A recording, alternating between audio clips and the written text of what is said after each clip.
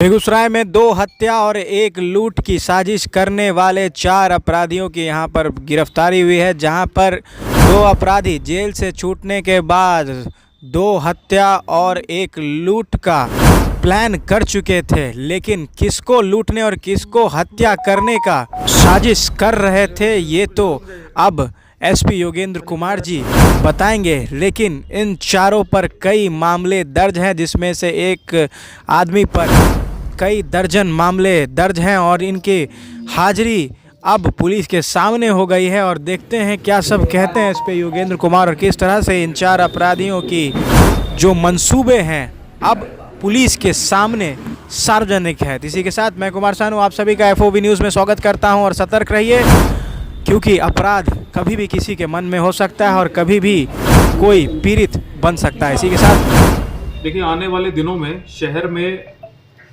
3 बड़ी घटनाएं, 2 मर्डर की और 1 डकैती की पुलिस ने ससमय विफल कर दी है।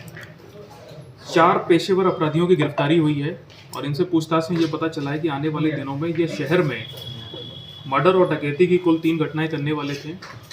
पुलिस को सूचना मिल रही थी और हम लोगों ने इनको रंगे हाथों पिस्टल, कट्टा, गोली और अवैध गांजा के साथ इन लोगों को दबोचा है। पूछताछ में ये पता चला है कि पैसों के लिए ये लोग 2 हत्याएं शहर में और मुंगेरीगंज में एक बड़े स्वर्णकार के यहाँ डकैती डालने की योजना बना रहे थे। इसका जो सरगना है वो कुख्यात पेशेवर अपराधी रुपेश है, मुफस्सिल का रहने वाला है। ये 1.5 महीने पहले जेल से छूटा है और जेल से बेल प्राप्त करके बाहर आते ही ये तुरंत हत्या और डकैती की योजना बनाने लग गया था। देखिए, मैं आपको बता दूं कि इसमें जो रुपेश है ये करीब 34 साल का है, कैथमा मुफस्सिल का रहने वाला है। आधा दर्जन इस पर मुकदमे पहले से दर्ज हैं, जो कि हत्या, लूट, डकैती और आर्म्स एक्ट के मामले हैं। काफ़ी संगीन मामले इस पर दर्ज हैं। इसमें दूसरा एक मुकेश है, मुकेश यादव, ये भी शांत मुफस्सिल का रहने वाला है। एक श्रवण पासवान की गिरफ्तारी हुई है, ये भी मुफस्सिल का है। और एक रोशन है, वो भी मुफस्सिल का रहने वाला है। ये सभी का घर कोई बहुत दूर नहीं है, सब आसपास है। और इसमें से कई ऐसे हैं जो जेल में भी साथ में रह चुके हैं। इन लोग के पास से 1 देसी कट्टा, 1 पिस्टल, 8 जिंदा कारतूस और 2.5 किलो गांजा इन लोग के पास से मिला है। देखिए, मैं आप लोग को एक चीज़ बता दूं कि जेल से जो अपराधी छूट रहे हैं उनकी हम लोग लगातार मॉनिटरिंग कर रहे हैं। इस मॉनिटरिंग के क्रम में हमने ये पाया कि मुफस्सिल थाना में ज़्यादातर अपराधी जो हाल में छूटे हैं वो गुंडा परेड जो हम लोग सैटरडे को कराते हैं उसमें हाजिरी अपनी लगा रहे थे। लेकिन उसमें एक आदमी ऐसा पाया गया जो लगातार नोटिस के बावजूद भी हाजिरी नहीं दे रहा था, वो रुपेश था। तो रुपेश का जब हम लोगों ने आपराधिक इतिहास खंगाला, पुरानी फाइलें खंगाली, उसकी जो प्रोफाइलिंग की, तो हम लोग को पता चला कि ये बहुत ही घातक अपराधी है। ये बाहर रहता है तो अपराध करता ही करता है। उसके बाद एसटीपीओ सदर के नेतृत्व में एक हमने विशेष टीम बनाई और ये टीम लगातार 1 हफ्ते से अपना काम कर रही थी और कई जगहों से हम लोग को जो इनपुट मिल रहे थे उसको हम लोग ने कोरिलेट किया और उसके बाद घेराबंदी करके इन चारों को हथियार सहित पुलिस ने दबोचा है।